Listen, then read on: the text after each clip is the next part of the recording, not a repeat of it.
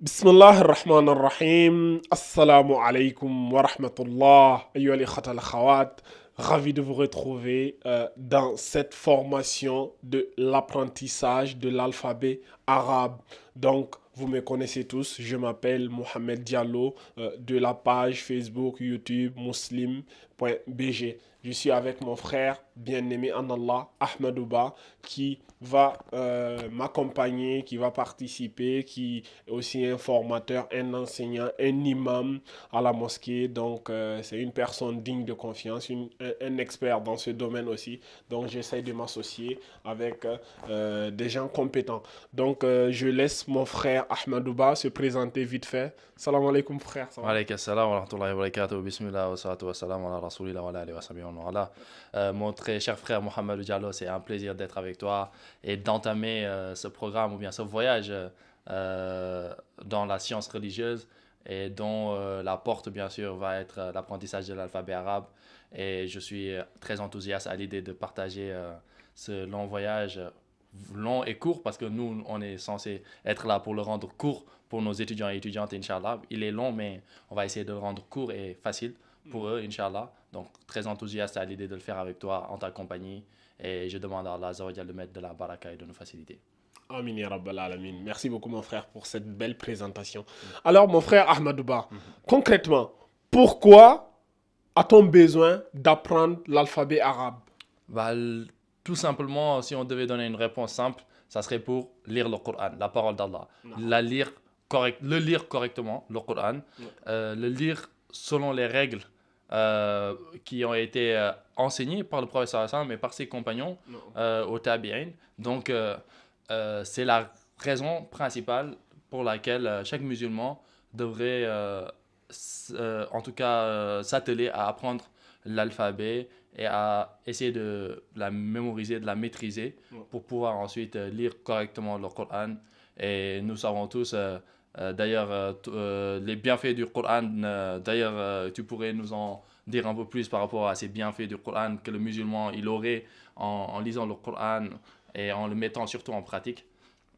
Merci beaucoup, mon frère. Alors, parmi les il y en a tellement qu'on peut en faire des heures et des heures de vidéos. Déjà, le messager d'Allah sallallahu alayhi wa sallam, c'est plein dans le Coran. Et c'est Allah subhanahu wa ta'ala lui-même qui l'a dit, قل non, وقال الرسول يا قوم وقال الرسول يا رب إن قومي اتخذوا هذا القرآن مهجورا. Le messager d'Allah sallallahu alayhi wa sallam lui-même il s'est plaint, il a dit: oh mon Seigneur, mon peuple a pris ce Coran pour quelque chose de délaissé. Donc les gens ont délaissé le Coran jusqu'à ce que le messager d'Allah subhanahu wa ta'ala se plaint dans le Coran à travers le messager d'Allah sallallahu alayhi wa sallam. Ça montre à quel point est-ce que c'est grave. Et parmi les mérites de l'apprentissage du Coran, on peut citer le hadith d'Ousmane ibn Affan où le messager d'Allah sallallahu alayhi wa sallam a dit: khayrukum man ta'allama al-Qur'an wa 'allamahu. Le meilleur d'entre vous, c'est celui qui a appris le Coran et il a enseigné aux autres. Donc, comment apprendre le Coran? Il faut l'apprendre dans la langue arabe, dans sa langue originelle. C'est parmi les secrets qui ont fait que le Coran n'a pas subi de modifications, n'a pas subi de falsifications dans le temps. Tu es un imam à la mosquée, mon frère Ahmadouba va témoigner. Tu te trompes une seule lettre, toute la mosquée va te corriger. Ça montre à quel point est-ce que Allah subhanahu wa ta'ala a voulu, a mis l'accent pour protéger le Coran. Donc, on a ces hadiths-là qui montrent que tu es le meilleur parmi tous les humains. Les meilleurs, c'est ceux qui apprennent le Coran et qui l'enseignent aux autres. Donc, l'étape numéro 1 pour apprendre le Coran, il faut maîtriser l'alphabet. Sans l'alphabet, tu ne pourras pas apprendre le Coran. Et si tu ne maîtrises pas l'alphabet, tu ne pourras pas apprendre le Coran. Donc, dans toutes les langues, hein, l'alphabet, c'est la base. Je vois beaucoup de gens qui ont la flemme, qui vont vouloir apprendre avec le phonétique ou machin, alors qu'ils peuvent facilement apprendre l'arabe. Vous allez voir, dans cette formation, ça sera facile pour apprendre. Donc, mon frère Ahmadouba, si tu connais d'autres mérites aussi, tu peux nous les Oui, citer. comme tu as dit, hein, mon très cher frère, les mérites pour celui qui apprend le Coran et le met en pratique sont innombrables. Dans la sunna du prophète sallallahu alayhi wa sallam, le prophète sallallahu alayhi wa sallam nous dit qu'au jour de la résurrection, non seulement le Coran il viendra en tant que intercesseur, il va intercéder pour ceux qui le lisaient, ceux qui le mettaient en pratique. Il va venir, il va dire au Seigneur, celui-ci, il me lisait jour et nuit, et il mettait en pratique donc ce qu'il y avait dans le Coran. De la même manière aussi, le prophète sallallahu alayhi wa sallam lui dit toujours au jour de la résurrection, la personne qui a appris le Coran, on lui dira, lis et monte. Voilà, comme tu lisais ici-bas ou dans la dunya. Parce que ta maison sera là où tu vas t'arrêter dans ta lecture. Le dernier, voilà, le dernier verset auquel tu vas t'arrêter, c'est à ce moment-là où on va déterminer ta maison. Subhanallah. Donc, ça montre un peu le mérite des gens du Coran. Ouais. Et parmi les mérites du Coran aussi, en fait, il y a beaucoup de choses. Hein. C'est un rappel, c'est une méditation qui... le prophète sallallahu alayhi wa sallam, on avait oublié ce hadith. Le prophète sallallahu alayhi wa sallam, il disait, je pense que c'est Abdullah ibn Mas'ud qui a rapporté, ou Abdullah ibn Omar, le hadith où le prophète sallallahu alayhi wa sallam a dit que Alif, Lam, Mim représente 30 bonnes actions. Et il a dit, j'ai pas dit Alif, Lam, Mim ensemble, mais Alif 10, Lam 10 et Mim 10. Ça veut dire 10 bonnes actions pour celui qui le dit. Donc ça veut dire chaque lettre de l'alphabet. Quand tu récites une seule lettre d'alphabet, tu as 10 bonnes actions. Ouais. Et si tu en récites 15, tu fais 10 fois 15, tu as plus de 100 et quelques. Donc, à quel point le Coran, ça rapporte de hasanat.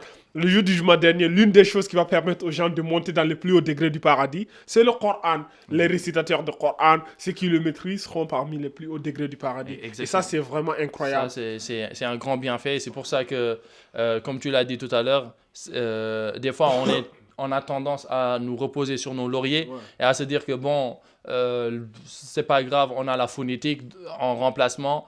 Et donc, c'est pas trop grave ou c'est pas trop urgent d'apprendre à lire l'arabe. Il faut pas se tromper là-dessus. Il faut savoir que la lecture phonétique n'a rien à voir avec la lecture en arabe. La personne qui va lire en arabe, parce qu'en arabe, on le verra dans nos formations, il y a des lettres qu'on va prononcer d'une certaine manière et ces manières de prononcer n'existent pas en français.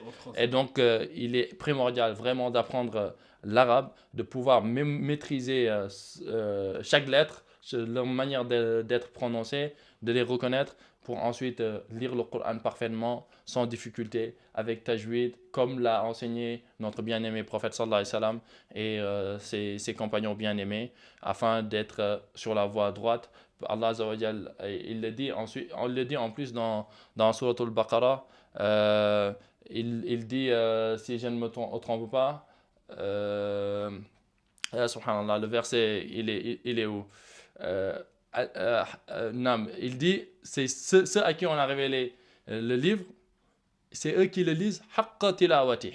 Même si certains exégètes du Coran disent que ça veut dire ceux qui le suivent comme il se doit, mais il y en a certains aussi qui disent que c'est ceux qui le lisent comme il se doit et qui donnent à chaque lettre sa valeur. الذين آتيناهم الكتاب يتلونه حق تلاوته أولئك يؤمنون به. Ceux à qui il a été donné le livre, c'est eux qui le lisent ou qui le suivent comme il se doit, et c'est eux qui y croient. Donc c'est un grand bienfait de pouvoir lire le Coran tout seul, sans avoir besoin de l'aide de personne, ni de la phonétique, ni de rien du tout, et de pouvoir méditer ensuite. Et c'est comme ça que ce Coran va faire un impact sur nos cœurs et qu'on pourra le réciter comme on voit les récitateurs le faire dans les réseaux sociaux, les différents récitateurs, les imams de la Mecque et tout ça. Rien ne vous empêche, vous aussi, de réciter comme eux, à force de persévérance et en suivant la formation pas à pas qu'on a mis en place. Vous n'allez pas être déçus et il n'y aura aucune raison qu'à la fin de cette formation, vous puissiez lire correctement sans aucune difficulté. Bi'iznillahi ta'ala, qu'Allah nous facilite, mon frère. Donc, je vais juste revenir brièvement sur la partie où le messager d'Allah sallallahu alayhi wa sallam il s'est plaint dans le Coran pour dire que mon peuple a délaissé le Coran.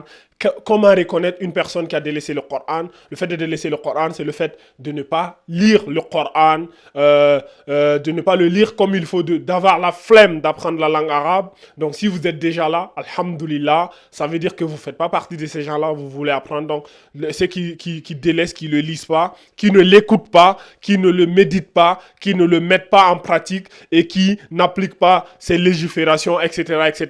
Mais, alhamdoulilah, vous vous êtes déjà là, vous avez choisi de rejoindre cette formation, vous avez choisi d'apprendre, de vous former. Ça, c'est quelque chose qui est vraiment un grand ni'ma. Ça montre déjà que vous faites pas partie de ces gens-là et que vous avez l'ambition, l'intention de l'apprendre, de le lire et de le comprendre. Et ça, c'est tout en votre honneur. Et on demande à Allah subhanahu wa ta'ala qu'il vous comble de sa miséricorde immense. Maintenant, Amadouba, quels conseils on peut les donner avant de commencer cette formation? Qu'est-ce qu'ils doivent avoir comme prérequis ou qu'est-ce qu'ils doivent avoir à côté, je sais pas, des cahiers ou quelque chose comme ça, Oui, prendre des notes? c'est important de le souligner. Déjà, comme prérequis, venez comme vous êtes, que vous soyez une personne âgée, que vous soyez un jeune, qui que vous soyez, sachez que cette formation, elle va vous être adressée parce que c'est une formation accessible à tout âge. Ouais. Et il est important, même si vous avez un âge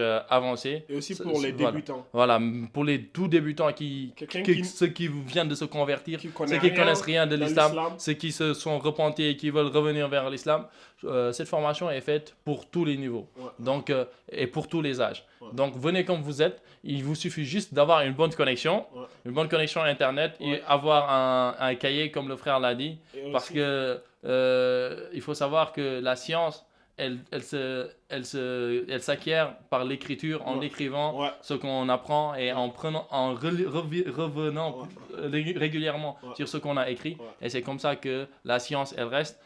Donc un cahier, un stylo, prendre des notes et quand on a des questions, ne pas hésiter à les poser. Il y aura des quiz. Voilà, des endroits dédiés pour poser des questions pour que vous puissiez être en interaction avec les professeurs et pour pouvoir vous accompagner au mieux, Inch'Allah, dans cette formation et dans votre progression, Inch'Allah.